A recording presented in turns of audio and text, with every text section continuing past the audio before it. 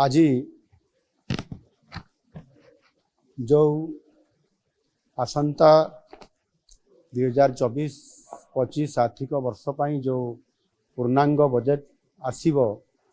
सेथिपाई गोटे pre budget रो प्रस्तुति पाई आज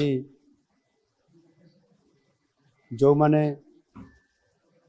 ये बजेट उपरे अध्ययन करिसंती पूर्वरु बजेट प्रस्तुत करिसंती बजेट को कार्यकारी करिसंती अर्थ मंत्री एवं अर्थ विभाग रो सचिव एवं जो माने अर्थ उपरे पांडित्य अर्जन करिसंती एवं विभिन्न ये अर्थ संबंधी अनुष्ठान संपुक्त अछंती समानंको आज डका जाइथिला। आपण माने जानती आम सरकार प्रथम ही लोकंक सरकार भावरे साधारण जनतांकर मतामत को गुरुतर दे आसी 2024 आर्थिक वर्ष पाई साधारण बजेट आगामी 25 तारीख रे विधानसभा रे उपस्थापित हेबार ये कार्यक्रम अछि। आमर बजेट टी जेपरी वास्तव रे लोकंकर बजेट हेकरी लोकंक पाखरे उपस्थापना हो पारिबो समस्तंकर आशा आकांक्षा को प्रतिफलित करि पारिबो सेथिपाई ए उद्यम जारी रहिछि। आउ एथिपाई मध्य ऑनलाइन जरिया रे व्हाट्सएप माध्यम रे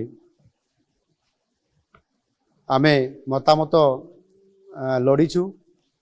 एवं अति सुखद खबर अछि जे ये मतामत एथर बहु आग्रह रे अनेक लोक इतरे सामिल होइचंती एवं पाखापाखि प्राय 12,000 रु अधिक लोक मतामत देइचंती ऑनलाइन जरिया रे जहा कि पूर्व वर्ष मानक तुलना रे ये 6 गुण अधिक लोकंक एपरी व्यापक अंशग्रहण आम पाई बहुत बड़े गोटे उत्साहजनक। आज मध्य ये प्री बजेट रो ई प्रस्तुति बैठक रे पाखापाखि प्राय 150 रु अधिक लोक विज्ञ लोक एटी उपस्थित थिले। सेमानक भितर अनेक जहाँ मु कहली अर्थ संबंधी विभिन्न विभाग विशेषज्ञ अर्थनीतिज्ञ पूर्वतन अर्थमंत्री अर्थ सचिव एवं समाजर विभिन्न वर्गर लोक माने अर्थ संबंधी जो माने अनेक ओडिशार भविष्यत कथा चिंता करती समाने समस्ते विभिन्न मतामत देइछंती।